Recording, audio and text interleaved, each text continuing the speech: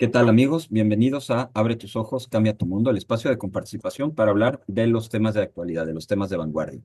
Hoy vamos a hablar de un tema internacional con gran relevancia para todo el continente americano, todos los que formamos parte del sistema interamericano de derechos humanos y, por tanto, también para México. El caso Beatriz.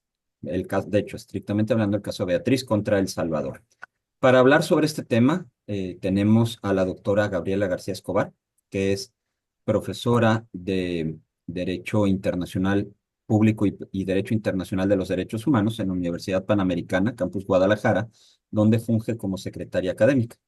Ella es doctora en Derecho Internacional por la Universidad de Ginebra y tiene un posgrado además en el Alto Instituto Universitario de Estudios Internacionales y de Desarrollo de Ginebra también. Entre otros, varias credenciales pues, muy valiosas, muy interesantes. Sería una ponencia solo leer tu currículum.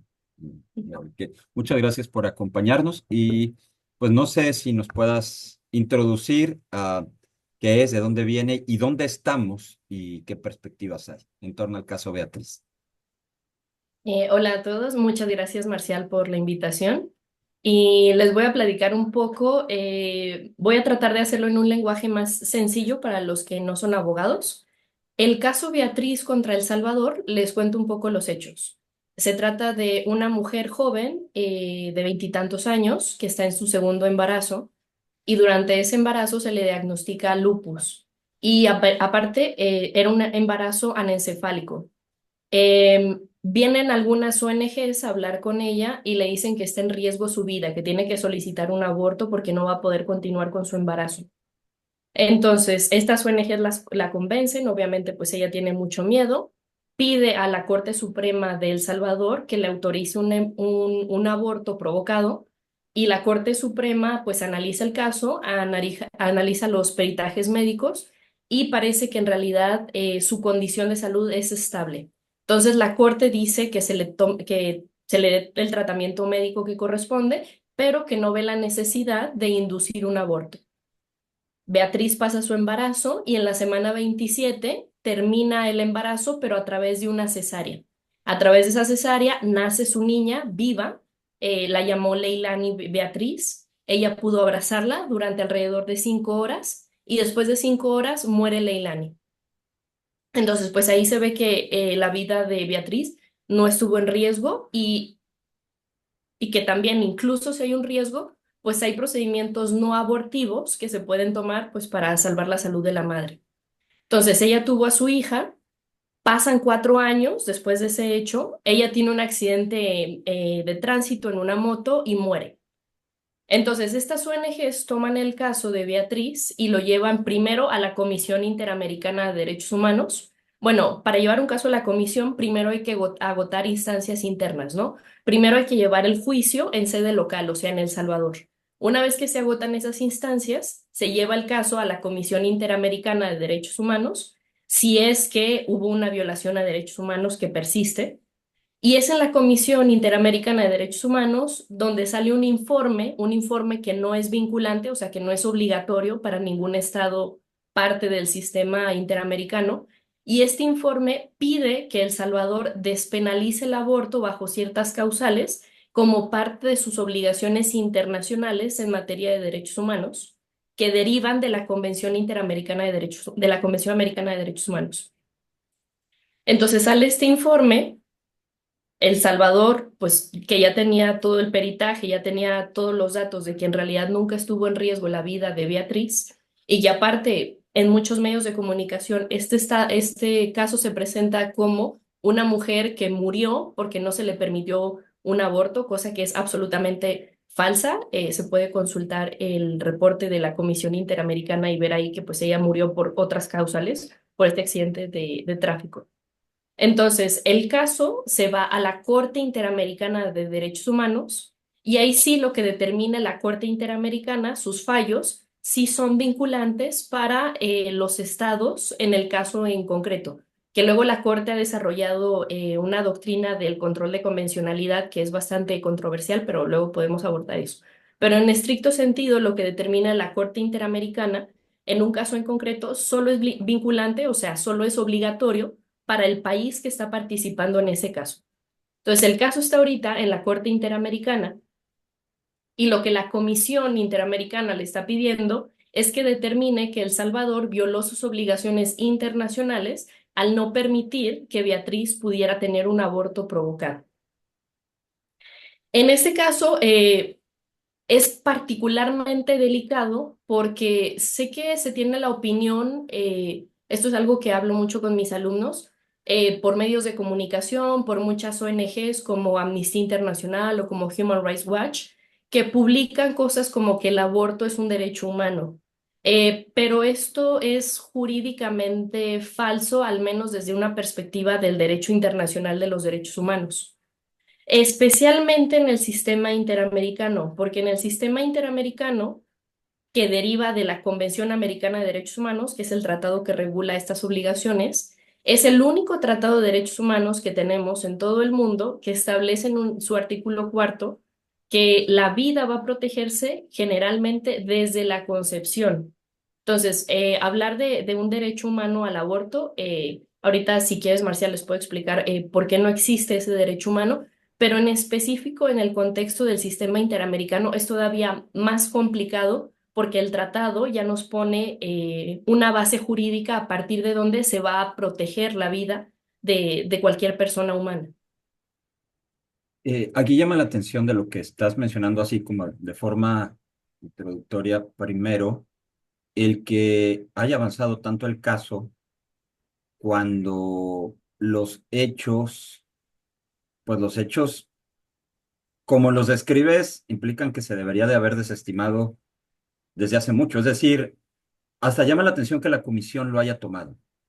La verdad, llama la atención que lo haya tomado porque, o sea, no hay una, o sea, entre otras cosas de lo que acabas de mencionar, debe de perdurar la violación a derechos humanos, pero, pero Beatriz, o sea, la madre, para empezar, ya falleció y no falleció por, la acción realizada y además, al parecer, ella, de lo que describes, ella no solamente no lo consideró una violación, sino que ella, pues lo que describes es que ella convivió con su hija por unas horas. Eh, a ver, no sé si eso es lo primero que me viene a la mente. Eh, ahora, ¿dónde está ahora en la etapa de, digamos, procesal de, si no sé si se diga procesal o se llama procesal, pero en la etapa procesal ya de la Corte, ante el Tribunal Internacional, ¿en qué etapa está? Sí, lo primero que resaltas, a muchos juristas nos brincó precisamente porque decimos, pues, ¿dónde está la violación a derechos humanos y qué tienen que ver los hechos con lo que está alegando de fundamento jurídico la Comisión Interamericana?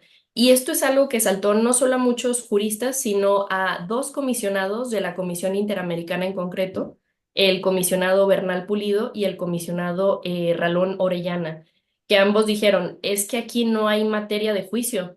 Esto ni siquiera debió ser admitido por la Comisión y mucho menos ser llevado a la Corte Interamericana de Derechos Humanos, que cuando un caso llega a la Corte Interamericana es porque es un caso de relevancia y es para establecer un precedente jurídico en una materia que no ha sido antes regulada, ¿no? Pero pues en la Convención Americana, pues es muy complicado que se pueda alegar bajo cualquier criterio de interpretación que hay una obligación de determinar que el aborto es un derecho humano. Entonces, yo creo que ya desde ahí se ve que el caso está cojeando por muchas partes. Y de hecho, algo que me gustaría añadir a eso es que este no es el primer caso que tenemos relacionado con algún tema de aborto. Tenemos otro, que es el caso de Manuela contra El Salvador de 2021 y este caso no es sobre un aborto, aunque, insisto, muchos medios de comunicación lo han presentado como si fuera un aborto. En realidad, este caso se trata de una chica que se llama, bueno, el seudónimo que le ponen es Manuela, y ella tenía también su segundo embarazo. Su esposo se encontraba en Estados Unidos, entonces ella quizá por temor dijo, pues salí embarazada, lo que voy a hacer es tener al bebé, pero en el momento en que tiene el bebé, o sea, en el momento del parto, no se trata eso de un aborto, fue un parto, ella toma al niño, lo envuelve en un trapo y lo arroja a la fosa séptica. Y el peritaje tanto del caso en sede nacional en El Salvador como la copia de ese peritaje que viene en la misma sentencia de la Corte Interamericana, dicen, pues el niño que lo llamaron Dolores Gabriel, así lo llamó el abuelo, el niño vivió un par de minutos y falleció pues ahogado en heces fecales en la fosa séptica. Y ahí está el peritaje, el expediente de El Salvador, a mí me tocó verlo y están ahí hasta las fotos del recién nacido muerto. Pero a pesar de que era un caso de infanticidio o de un homicidio, según como lo regule el derecho nacional, en la Corte Interamericana se habló mucho de un contexto en El Salvador donde se restringe el aborto, donde se penaliza en la mayoría de los casos y la Corte Interamericana, junto con la Comisión, hacen un argumento un poco extraño y rebuscado, diciendo que era necesario analizar el contexto de la penalización del aborto, porque lo que le sucedió a Manuela lo llamaron fue una emergencia obstétrica, ¿no? Que también es un término así bastante ambiguo, en vez de decir que pues se trató de un infanticidio. Y este caso, a mí me parece que ya iba por estos senderos de tratar de llevar un caso bajo una figura que se utiliza mucho en derechos humanos, que lo llaman el litigio estratégico. Y se trata de buscar un caso que tú puedas mediatizar, un caso que sea emblemático para lograr la legalización o la promoción de algún derecho humano o de algún derecho en general, bajo bajo ciertas líneas de lo mediatizo y lo llevo a juicio y se hace un activismo judicial y se logra un precedente que pues impacta a ya sea a un país o en nuestro caso a toda una región. Y es así como se llevó el caso de Manuela. Pero digo, ahí ya se veía un intento de llevar algún caso que tuviera alguna relación con el aborto. En el caso de Manuela, me parece que lo llevaron porque, contrario a lo que dicen las noticias, en realidad no hay ninguna mujer que esté en la cárcel en El Salvador por haber sufrido un aborto espontáneo. El mismo Código Penal de El Salvador no penaliza el aborto espontáneo, o sea, el aborto que no es provocado, ¿no? Que viene de forma natural. Pero me parece que al ver estas ONGs que quieren llevar este caso bajo este litigio estratégico, que no había ningún caso de mujeres que estuvieran en la cárcel por un aborto espontáneo, pues lo que decidieron hacer fue ir y buscar mujeres que estuvieran en la cárcel por infanticidio, que de esos, pues tristemente sí hay varios casos en El Salvador. Entonces ya tenemos el antecedente de Manuela, que ya se ve que se trata de manipular ciertos hechos para tratar de encuadrarlos en algo que no tiene que ver porque lo que se busca es otra cosa. Llega el caso Beatriz, pues a mí me parece lo mismo, ¿no? Tanto Beatriz como Manuela ya habían fallecido en el momento en que el caso llega a la Corte Interamericana, no podemos escuchar de viva voz sus testimonios y sus historias pues se han distorsionado precisamente para promover algo distinto, que ni siquiera sabemos si ellas mismas habrían estado de acuerdo con esto. Y, perdón, ¿y en dónde se encuentra el caso Beatriz ahorita? Ahorita ¿Está en sí, audiencias?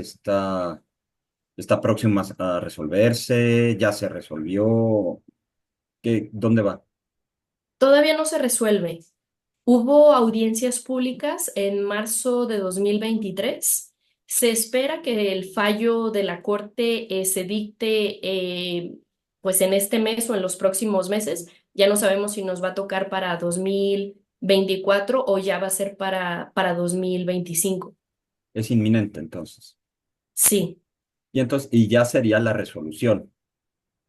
Sí, en caso, digo, no sabemos cómo va a salir la sentencia, pero sí sabemos la línea filosófica que tienen muchos de los jueces de la Corte Interamericana por casos pasados, sobre todo con este caso de Manuela, por ejemplo, que bajo la idea de el principio pro homine, que significa que debes escoger la interpretación que más beneficie a la persona, bajo esta idea se dictó una sentencia ordenando que El Salvador disminuyera su pena por infanticidio, ¿no? Porque alegando un argumento un poco extraño diciendo que no era tan grave el infanticidio que se hace de un recién nacido. Bueno, es- Entonces ya podemos, sí, no, no, ya podemos, o sea, pero mira, perdón, es que sí, sí es muy, muy fuerte eso que acabas de decir, que apliquen el sí, principio pro persona de esa manera, desde una perspectiva de derechos humanos, donde uno de sus ejes rectores es la no discriminación, o sea, es una sentencia construida sobre discriminación. O sea, no hay otra forma de decirlo, es decir, es menos, o sea, sí es persona, pero no sé cómo decirlo, axiológicamente o jurídicamente de peso distinto una persona de otra por su... Y ni siquiera podemos decir que por ser... No, es que ya nació. No, no sé, es muy difícil, es muy difícil. Ahora, bueno, perdona, estabas mencionando, entonces, a la luz de estas argumentaciones que ya existieron en el caso Manuela, se puede prever que sea el tipo de argumentaciones que estén presentes en el caso Beatriz. sí, y también porque ya hemos tenido varios jueces de la Corte Interamericana que, digo, en otros foros han expresado que ellos tienen una visión filosófica muy particular del sistema interamericano. Ellos lo ven, lo llaman de esta forma un sistema transformador. O sea, su Ok. perspectiva filosófica es que el papel de la Corte Interamericana es transformar a las sociedades a través de la legalización de una interpretación progresista de los derechos humanos. Ya Y veo. de hecho hay una corriente académica muy fuerte en este sentido, diciendo que los derechos humanos son transformadores. La misma corriente que habla de, hay un término que se utiliza y es el ius constitutionale comune de Latinoamérica. Y todas estas corrientes, en cuál debería ser el papel de la Corte Interamericana, van en este sentido. Su papel es hacer una interpretación progresista o más liberal de los derechos humanos con el objetivo deliberado de cambiar la legislación en sede interna. O sea, nos brincamos los procesos democráticos, nos brincamos los procesos legislativos y esto lo resuelven 7 jueces en la Corte Interamericana. Pero, claro, lo curioso es que pero entonces es una visión de parte, dime si estoy equivocado, porque si entiendo bien, también uno de los principios de los derechos humanos es la no regresividad, o sea, y en este caso, lo que están diciendo es que se puede reinterpretar de forma regresiva en contra del, de la persona no nacida, sujeta, que ahorita es sujeto de derechos, transformarla o arrebatarle el que sea sujeto de derechos en una perspectiva progresista, pues dice, esa es la transformación, pero una vez que se ha conseguido, se interpretaría en sentido inverso. Es decir, es como cambiar de velocidad. Dicen, ok, ya que obtuve una construcción del derecho con cierta interpretación, de ahí en adelante ya no es transformadora. De ahí en adelante es no regresiva respecto a lo que yo construí. Sí. Lo que dije tiene sentido, o sea, porque es una interpretación, o sea, se ve como una construcción de derecho de parte. Cuando necesito transformar, transformo. En cuanto transformé de acuerdo a ciertas premisas, entonces en ese momento ya no es transformador, en ese momento es referencia inamovible, porque en ese momento lo interpreto como regresivo, no transformación. ¿Es así? Sí, bueno, la cosa es un poquito más compleja por la forma en la que funciona la Corte Interamericana. A ver, aquí me voy a meter a explicar un poquito, porque hay ciertas ideas que se tienen sobre el derecho internacional que no son correctas. Y siempre llegan mis alumnos y dicen, no, pues por ejemplo, se piensa que hay una jerarquía entre el derecho nacional y el derecho internacional, en la que el derecho internacional estaría por encima de las leyes nacionales. Y esto es falso. En realidad tenemos dos teorías, bueno, no me voy a meter mucho en eso, pero los estados, o sea, los países son los que deciden cómo es que se van a incorporar las obligaciones internacionales en el derecho, nacional. No es que uno sea superior al otro, o sea, no es que la Corte Interamericana sea una, como luego se dice, una cuarta instancia. O sea, no hay esa relación de jerarquía. Pero muchos juristas y muchos activistas y varios sectores pues promueven esta visión de que sí hay esa jerarquía y por eso hay esa intención de llegar a la Corte Interamericana con un caso, ¿no? Porque luego sale la sentencia y para los que no conocen mucho de cómo se maneja el derecho internacional, o incluso muchos internacionalistas luego dicen, ah, si salió esa sentencia, pues hay que aplicarla en toda la región. ¿Por qué? Porque pues es la Corte Interamericana, es un tribunal internacional que está dictando esto, ¿no? O lo mismo pasa con muchos órganos de Naciones Unidas, que luego dicen, lo dijo la ONU, que para empezar eso no es eh, técnicamente cierto porque la ONU se compone de varios órganos, ¿no? Y cada órgano, pues tenemos diferentes países que lo componen, no están los mismos en todos los órganos. Pero me parece que es un juego que va por ahí, ¿no? El derecho nacional y el derecho internacional no se construyen bajo esa relación de jerarquía, pero hay muchas personas que lo presentan como si fuera una jerarquía. Y a partir de esa idea errónea de que hay esa jerarquía, eh, muchos juristas, y esta es una idea que apoyan, me atrevería a decir, casi todos los jueces de la Corte Interamericana que tenemos en este momento, es la idea de que lo que diga la Corte Interamericana, al ser un tribunal internacional, estaría por encima de la legislación de cualquier estado y sería obligatorio para todos los países de la región. Y a esta idea de que cualquier interpretación que haga la Corte Interamericana es obligatorio para todos, lo llamaron el control de convencionalidad, que es una figura muy peculiar porque va en contra de muchos principios del derecho internacional público y como tribunal internacional deberían regirse por esos principios. Y también es una doctrina un poco peculiar porque, por ejemplo, en el caso del Tribunal Europeo de Derechos Humanos, no existe esta idea de que el Tribunal Europeo de Derechos Humanos es el último intérprete y que todo lo que diga ese tribunal debe ser adoptado por los estados. En el caso de la Corte Interamericana sí se ha desarrollado esa doctrina que no solo choca con los principios del funcionamiento del derecho internacional público, sino que choca con el mismo tratado que le da origen, porque la Convención Americana de Derechos Humanos establece en el artículo 68 que los fallos solo son obligatorios para los estados que son parte del caso en concreto, no para todos.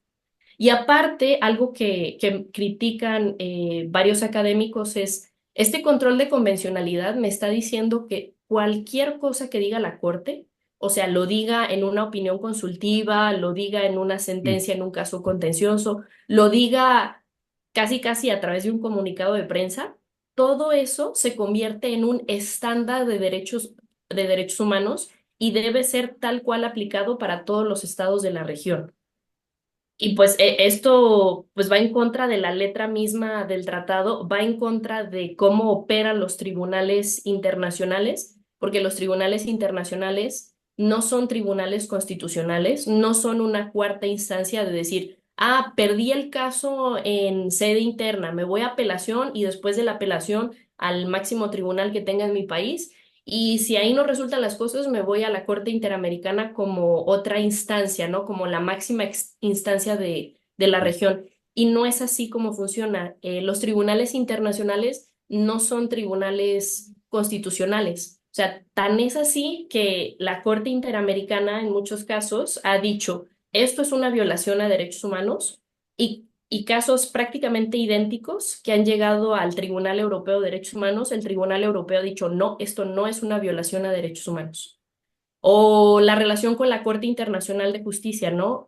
Pues no, no hay una relación de jerarquía entre estos tribunales, por lo tanto sería muy difícil que dijéramos que todo lo que dice la Corte Interamericana, pues es vinculante o es obligatorio para todos los estados de la región. Sin embargo, a mí me parece que hay un desconocimiento de esto entre nuestros jueces y entre nuestros legisladores, porque a mí lo que me preocupa de esta sentencia es que cuando salga la sentencia, muchos van a empezar a decir, ya lo dijo la Corte Interamericana, Sí. y como hay este como sensacionalismo por los tribunales internacionales, quiere decir que se tiene que aplicar en toda la región. Sí, es lo que se prevé, es lo que viene, bueno, fue lo que se decía en el caso Manuela también, que iba a haber. También se invocaba mucho la reforma al artículo primero de de nuestra Constitución, que dice que los tratados y convenciones ratificados por el Senado tienen valor constitucional. Y también ahorita en la reforma al Poder Judicial decían que era un retroceso el hecho de que se quitara esa interpretación. Eh, y para quienes se vayan incorporando ahorita, y entonces, en el caso Beatriz, en tu opinión, ¿cuáles serían los argumentos jurídicos por los cuales el caso Beatriz eh, no debería o está mal planteado o está planteado de forma incorrecta por parte de la comisión y por tanto debería de prevalecer la protección como está al hijo no nacido, ¿no? La persona antes de nacer? ¿Cuáles son los argumentos jurídicos a favor de la protección del derecho a la vida como está ahorita? Yo nomás quería puntualizar sobre lo que dijiste del artículo primero de nuestra Constitución, Sí, sí. porque sí, Eso dice es lo que que se los oye. tratados, ajá, no, que los tratados en materia de derechos humanos no están a la par de la Constitución, pero hubo un criterio de la Suprema Corte de Justicia diciendo, están a la par, pero en caso de que haya una restricción en la Constitución, se va la restricción, ¿no? Habla de los tratados, no de las interpretaciones que deriven de cortes internacionales porque hay unas interpretaciones que derivan de la Corte Interamericana, que luego los llama estándares de derechos humanos, que se alejan totalmente de la letra del tratado, ¿no? Entonces, una cosa es cumplir con las obligaciones del tratado y otra cosa es cumplir con cualquier cuestión que salga de la boca de los jueces de la Corte Interamericana, ¿no? Pero es un tema que ahorita se está debatiendo cada vez más, pero que hay que hacer esa puntualización, ¿no? Porque en sí la Convención Americana de Derechos Humanos, si uno lo lee, o sea, es un tratado que tiene unas cláusulas de derechos humanos que son bastante generales y bastante cortas, ¿no? De ahí no se puede leer un derecho humano al aborto, pero es a través de la interpretación de cortes de donde se quiere derivar esto.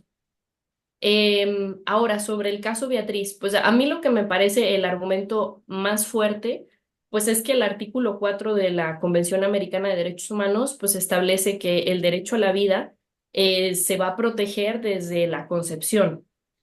Em, Aquí, insisto, ¿no? Si los jueces de la Corte Interamericana sacaron una interpretación de ese artículo diciendo que, como está la palabra generalmente, que es lo que se utiliza normalmente para hacer este tipo de argumentos, que de ahí se deriva una obligación de los estados de legalizar el aborto bajo ciertas causales o incluso sin causales, me parecería ya algo demasiado atrevido por parte del tribunal, porque es cierto que posiblemente se puedan derivar algunas interpretaciones de derechos humanos que no están tal cual establecidos en tratados internacionales. Esto es una posibilidad, pero de ahí a hacer una derivación que va en contra de la misma letra del tratado o que va en contra de el consenso internacional o el consenso regional en la materia en nuestro caso, me parece que sería una corte que está actuando como un legislador y no como un juez. Y sobre esto también, algo que podría ser bastante problemático es esta interpretación que se hace eh, de que se puede derivar cualquier cosa del tratado, porque si fuera así, si cualquier cosa es posible y no hay ciertos principios o ciertas reglas de qué se puede derivar y qué no se puede derivar, pues entonces, ¿para qué existe el tratado internacional? Si el juez interamericano pudiera hacer lo que quisiera e ignorar totalmente la letra del tratado, pues entonces, ¿para qué tenemos tratados? Pues diríamos, pues mejor le damos las facultades del legislador y ya no de corte a la Corte Interamericana en ese caso. Entonces, por ahí me pareció un poco arriesgado que la Corte haga este tipo de interpretaciones. Además, el caso Beatriz ha sido un caso muy mediatizado. tanto por sectores que apoyan la despenalización del aborto como por sectores pro vida, al punto de que se ha suscrito un amicus curiae. Un amicus curiae es un texto que establece un argumento que se le presenta a la Corte, pues para que lo tenga en consideración. Y este amicus fue firmado por alrededor de 120 académicos de Hispanoamérica y de otras partes del mundo, pues diciéndole a la Corte que no existe ningún fundamento jurídico para decir que hay un derecho humano al aborto. Hubo también una petición de más de 300 legisladores de todo Hispanoamérica diciéndole lo mismo a la Corte, ¿no? Que no hay ningún fundamento para decir que hay un derecho humano al aborto. Entonces, si la Corte ignora todo esto, ignora que en la región la mayoría de los países de Hispanoamérica restringen el aborto, solo tenemos las excepciones del caso de Argentina y de Uruguay y Cuba, pero Cuba no es parte de la Convención Americana de Derechos Humanos, entonces no cuenta para efectos de la interpretación. Si la Corte no se da cuenta de esto y también de las opiniones de la mayoría de la población de Hispanoamérica, hay varias encuestas que se han hecho a la población, ya no solo la legislación de los estados, sobre qué opina la gente si se debería despenalizar o no el aborto. Y en la mayoría de los países, más del 50% de la población dice que no se debería despenalizar. Entonces digo, bajo el Tratado de Derechos Humanos no tienes ningún fundamento para decir que hay un derecho al aborto. Bajo el consenso regional, pues tampoco hay un fundamento porque casi todos los estados lo penalizan, ¿no? Y solo permiten ciertas, lo que se llama excusas absolutorias. Quiere decir, esto sigue siendo un delito, pero por ciertas circunstancias no se va a perseguir penalmente. eh, pues es lo que se regula en la región. Les digo, solo hay la excepción de el caso de Argentina y el caso de Uruguay, ¿no? El caso de Colombia no lo cuento porque no se ha implementado la sentencia de la Corte Suprema, del Tribunal Constitucional. Entonces, si la Corte ignora todo esto y la opinión también de la población en general de Hispanoamérica, que no considera que esto es un derecho humano, pues me parece que la Corte estaría yendo ya demasiado lejos, que ya ha ido muy lejos en otras sentencias también donde no había un consenso sobre ciertas materias de derechos humanos, pero me parece que en este tema sería especialmente delicado, aunque no solo por la línea ideológica, filosófica de los jueces parece que esta sentencia va a ir en ese sentido, sino también porque hayan un antecedente, que es el caso Artavia Murillo. Artavia Murillo contra Costa Rica, y era una discusión sobre la fecundación in vitro, y era si la fecundación in vitro violaba o no el derecho a la vida desde la concepción. Y en este caso, pues la letra del tratado era bastante clara, pero la Corte Interamericana, tratando de saltarse esa letra clara del tratado, ideándose una interpretación un poco extraña, dijo que en realidad la palabra concepción no se debería interpretar como fecundación, sino que debería interpretarse como implantación, ¿no? Cosa que hasta en cuestiones de lenguaje, pues es absolutamente incorrecta. Pero pues como ya hemos visto la Corte hacer este tipo de atajos, este tipo de formulaciones en casos donde la letra del tratado era bastante clara, pues parece que en el caso Beatriz, posiblemente la Corte se irá por ahí. Fue en el caso Artavia donde se utilizó la expresión de que el derecho a la vida es gradual y progresivo. Sí, ¿Cómo puede ser gradual y progresivo algo que o estás vivo o estás muerto? O sea, sí. no sé, cómo justifican, cómo dicen eso? Digo, ¿tú qué interpretas, qué leíste, qué se dice en la academia en torno a la expresión que el derecho a la vida es gradual? O sea, tienes un 20% de derecho a la vida, entonces que juega una lotería. No, o sea, ¿cómo funcionaría ahí la gradualidad, la progresividad del derecho a la vida? No sé cómo. Ontológicamente no tiene sentido, ¿no? Porque la vida, eso no es, ¿no? O se está Sí, vivo sí, o se sí. está muerto, pues no hay grados. Pero pues precisamente la Corte tratando de hacer este tipo de andamiaje yo lo veo así, ¿no? La Corte ya tiene una idea preconcebida de qué es lo que quiere determinar en ese caso. Ok, Y esa idea preconcebida, no importa si está en el tratado, no importa si hay un consenso internacional, porque para los derechos humanos el consenso internacional es muy importante porque es una fuente del derecho. Pero me parece que la Corte dice, pues a mí no me importa la letra del tratado. Tampoco me importa el consenso internacional y esto es gravísimo porque la Corte tal cual en opiniones consultivas muy controvertidas, como por ejemplo la que tiene que ver como el caso de el matrimonio entre personas del mismo sexo, sí. Fue una la opinión Corte tal consultiva, ¿verdad? fue una opinión consultiva, De sí. Costa Entonces Rica. no, Sí, sí, de Costa Rica. En esta opinión consultiva y en el caso Atala Rifo, también sobre una pareja homosexual, en esos casos la Corte dijo, pues no importa que no haya consenso internacional, aún así yo voy a dictar esto, ¿no? Y esto lo hice literalmente, que bajo una perspectiva jurídica es sumamente escandaloso porque pues un jurista se tiene que atener a las fuentes del derecho. No, no digo que sí, seamos un positivismo estricto, pero que sí tiene que haber algún fundamento, porque pues si no, todo se basa simplemente en la idea preconcebida del juez en turno. Y a mí me parece que la Corte Interamericana muchas veces utiliza estos atajos, ¿no? Ya tiene una idea preconcebida de qué es lo que quiere determinar en este caso, y simplemente le trato de dar como un ropaje que parezca que estoy haciendo una deliberación jurídica y utilizo términos como el pro persona o como la interpretación evolutiva o como muchos otros que se utilizan, pero esto simplemente es para dar una especie de ropaje de legitimidad. Pero pues la idea ya está ahí. No importa el consenso, no importa el tratado, los jueces van a determinar esto. Y a mí me parece que eso es especialmente alarmante si queremos vivir precisamente en un estado democrático de derecho. sí. Entonces, mm, son tribunales, bueno, más bien son operadores de una ingeniería social.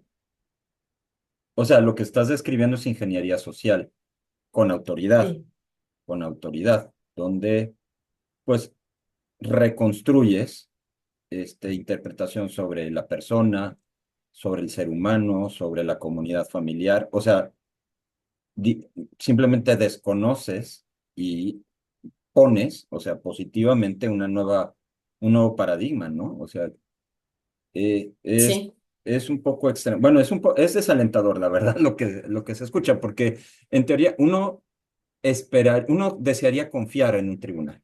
O sea, lo que uno ujú, espera un ente de justicia, o sea, de un ente judicial, es que haya reglas, hechos y que de manera imparcial se vea si los hechos violaron las reglas. Eso es lo que uno esperaría, pero lo que estás describiendo es algo distinto. Más bien se dice cómo hago que ciertas reglas se acomoden a unos hechos que yo quiero que sucedan. Eh, sí.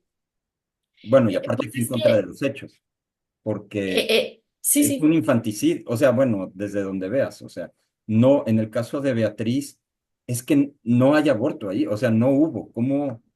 No hubo un aborto, el bebé vivió, ella sobrevivió, no perdura la violación del derecho humano supuestamente agredido. Digo, nada de lo que has mencionado persiste. Uno diría, bueno, por lo menos busca otro caso. O sea, digo, no es que esté de acuerdo, Sí, sí, sí. pero no lo hagas tan burdo, tan torpe. Bueno, no sé. Sí, Es sí, sí, frustrante. sí. Pero no es la primera vez que pasa este tipo de cosas. El famoso caso Roe versus Wade, que fue Ok. el caso que legalizó el aborto en Estados Unidos, que acaba de ser revertido hace 2 años. Ese caso, en realidad, quienes lo llevaron fue la chica que quería abortar por la situación en la que estaba, pero sobre todo los médicos. Y de hecho hay varios pasajes, si uno lee la sentencia, donde la preocupación central es el médico que quiere ganar dinero realizando abortos, pero que pues teme a tener una sanción penal. Entonces, me parece que no es nuevo que se trate de utilizar casos que en realidad el asunto de fondo es otro, pero simplemente utilizo esto bajo un andamiaje semijurídico, bajo emociones, bajo muchas otras cosas, pero que en realidad el fondo no se trata de eso. Em, Digo, nomás por contar una anécdota que escuché de un comisionado de la Comisión Interamericana. En una sesión le tocó decir, a ver, es que esto no tiene ningún fundamento jurídico, o sea, nosotros no tenemos la facultad de determinar que existe este derecho humano. Y todos los demás comisionados voltearon y lo vieron y le dijeron de, ay, es que, o sea, eres muy formalista, o sea, nuestro papel es este constitucionalismo transformador y pues, o sea, pues no importa mucho la letra del tratado, porque lo que importa es avanzar esta interpretación progresiva que ellos llaman así de los derechos humanos. Entonces, yo creo que en el fondo es un problema filosófico, que se tome esta Sí. perspectiva de que el rol del juez es avanzar este tipo de interpretaciones, cosa que es disputada no solo jurídicamente, sino académicamente, y que sea el juez quien asuma este rol, siendo que pues no fueron establecidos los tribunales internacionales bajo esta perspectiva, ¿no? Y que se traten de tomar casos, tomar hechos fuera de contexto para tratar de avanzar este tipo de interpretaciones. Por ejemplo, ahorita en el caso Beatriz, leyendo cuáles son los argumentos y los fundamentos de derecho que alega la Comisión Interamericana para decir que debería despenalizarse el aborto, toma varios casos del Tribunal Europeo de Derechos Humanos. Pero algo llamativo es que en realidad el Tribunal Europeo de Derechos Humanos no ha dicho que el aborto sea un derecho humano. O sea, el caso más emblemático que tenemos donde el tribunal analizó si había una obligación o no de despenalizar el aborto bajo el derecho internacional de los derechos humanos, que es el ABC contra Irlanda. En ese caso, el Tribunal Europeo dijo, a ver, margen de apreciación. Esto significa que los derechos humanos se van a interpretar conforme al contexto social, cultural y político de cada estado y que hay un cierto margen de maniobra para saber cómo vamos a adecuar esas disposiciones internacionales al derecho nacional. Y dijo, en el caso de Irlanda, digo, esto fue antes del referéndum, eh, para los irlandeses es muy importante proteger el derecho a la vida desde la concepción. Entonces, incluso si la mayoría de los estados europeos, si pareciera que hay un consenso regional, porque tenemos muchos estados europeos, sobre todo de Europa Occidental, que han despenalizado el aborto, incluso en ese caso de consenso, por ser un tema tan delicado en términos morales y por ser un tema que no está regulado en ningún tratado internacional, vamos a dejar que Irlanda proteja el derecho a la vida desde la concepción, porque no hay un derecho al aborto. Los otros casos que hay en el Tribunal Europeo son estados donde ya se ha legalizado el aborto y por alguna razón no se le dio acceso a la mujer, ¿no? Que no tienen nada que ver con el caso Beatriz. Pero pues sí, a mí me resulta impresionante que la Comisión Interamericana esté utilizando este tipo de casos para decir que hay un derecho humano al aborto cuando el caso no es eso lo que dice. Utiliza otros documentos, por ejemplo, como las conferencias de Beijing y las conferencias del Cairo, para decir que hay un derecho humano al aborto en estas conferencias. Eh, a ver, bueno, algo importante de estas conferencias para empezar es que no son documentos obligatorios, ¿no? Son acuerdos políticos, no son tratados internacionales. Y eso es muy importante desde el punto de vista jurídico. Y aparte, digamos, el peso legal de un documento que no es un tratado internacional se mide por el nivel de consenso internacional que ese documento muestre. Y en el caso de estos dos documentos, el del Cairo y el de Beijing, pues son documentos que están llenos de objeciones por parte de los países que lo firmaron. Entonces, eso quiere decir que el nivel de consenso, digamos, es bastante bajo.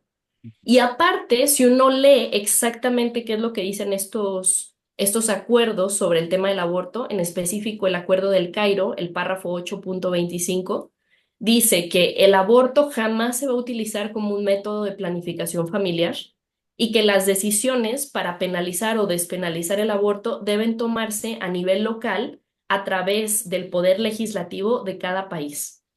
Entonces, que la Comisión Interamericana esté diciendo que en esos documentos se consagra un derecho al aborto, pues dices, o no leyeron los documentos o hay una intención deliberada de manipular lo que ahí se acordó, que es bastante grave.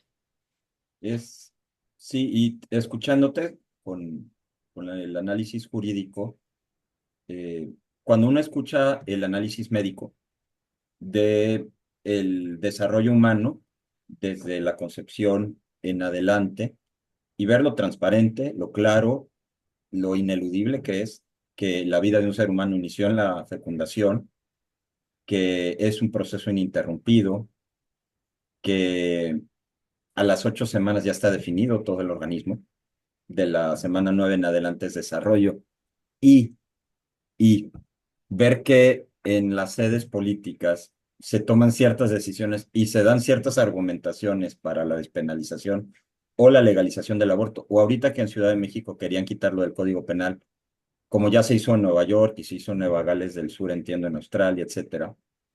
Pues sí, es un poco desalentador en el sentido de que las instancias que deberían de ser un espacio para consensar hechos con las decisiones democráticas o culturales, estoy de acuerdo. O sea, yo puedo entender, por ejemplo, que a lo mejor en Medio Oriente digan, bueno, es que nuestras premisas antropológicas, porque como dijiste, es filosófico. En Medio Oriente, en ciertos lugares, las premisas antropológicas nos dicen que un hombre puede formar un hogar con varias mujeres.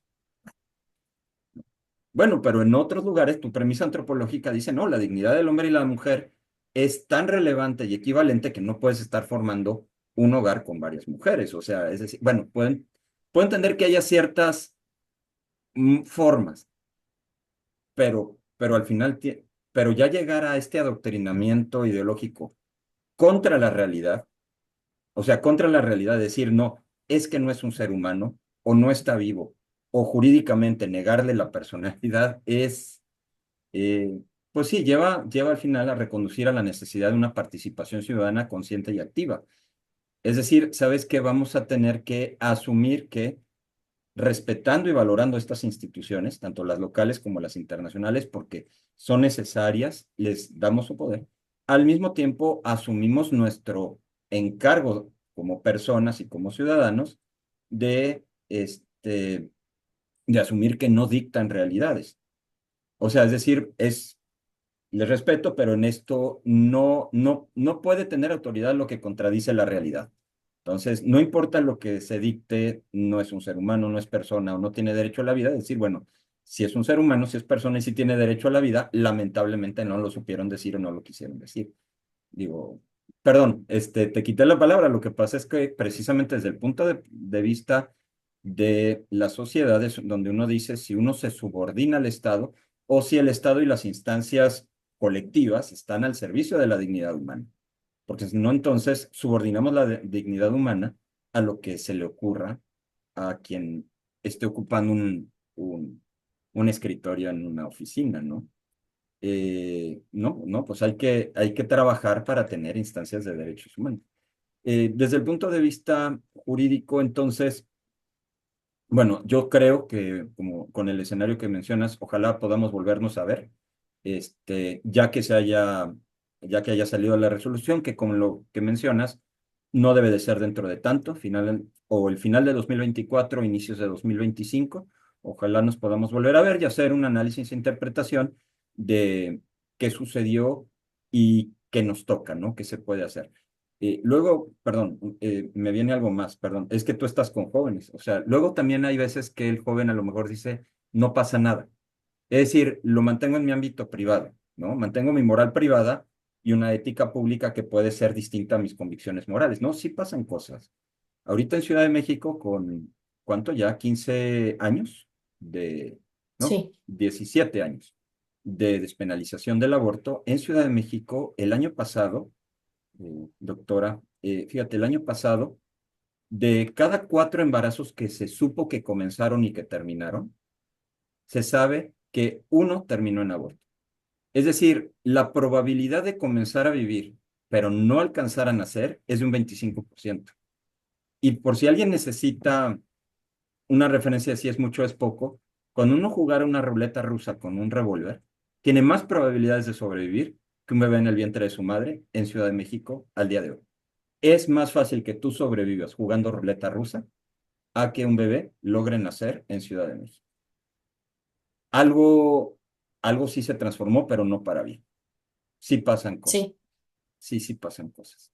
No sé sí, si quieras dar se algún cambia toda la cultura. que cambia la cultura. ¿Qué es lo que están diciendo los jueces, según lo que mencionas tú?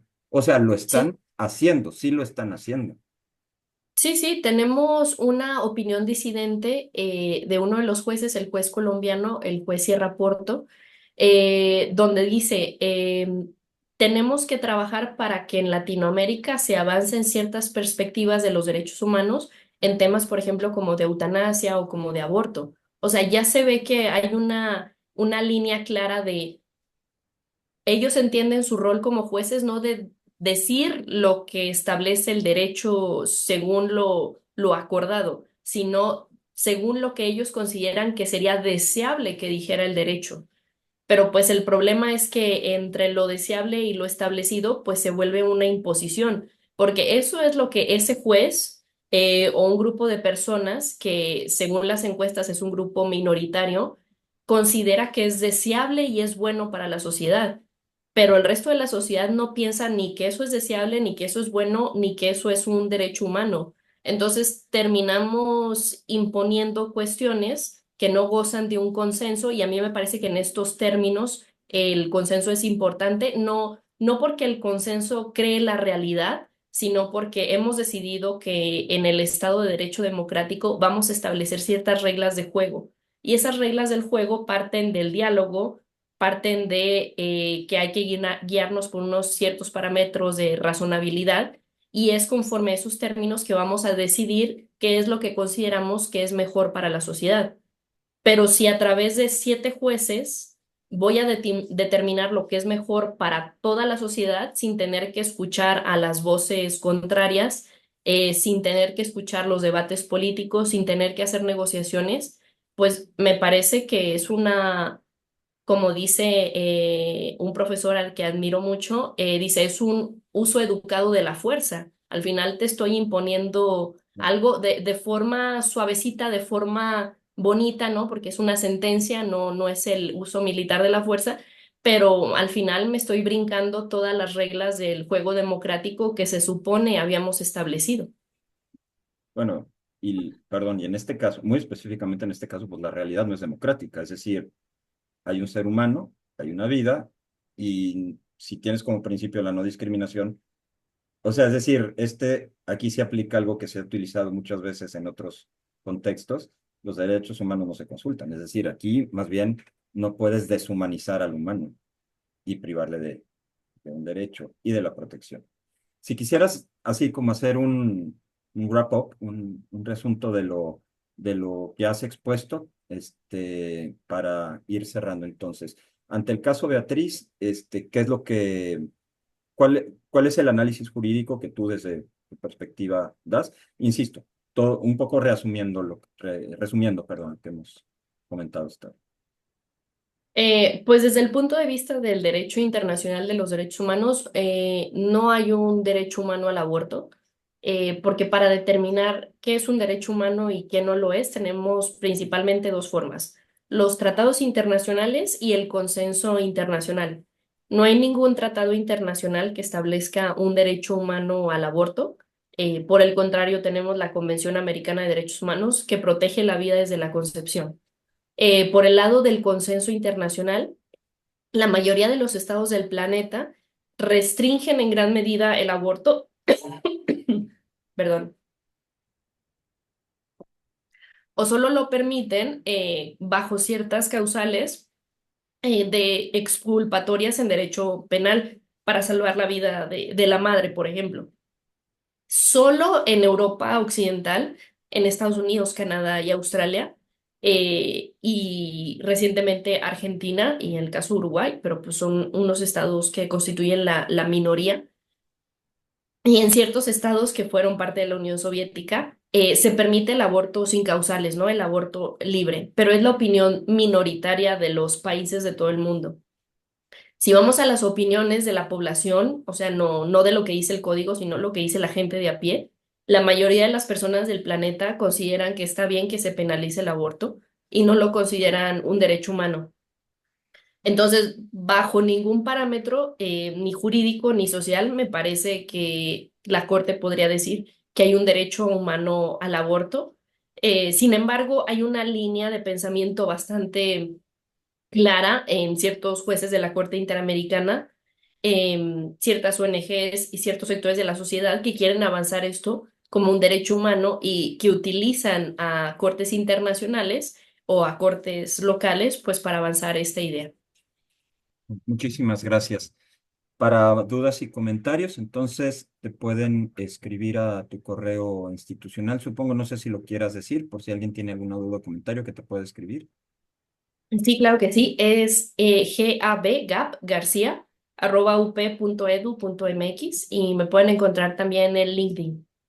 Muchísimas gracias. Esto fue Abre tus ojos, cambia tu mundo, con la doctora Gabriela García, secretaria académica de la Universidad Americana Panamericana, Campus Guadalajara, doctora en Derecho Internacional en materia de derechos humanos. Muchísimas gracias.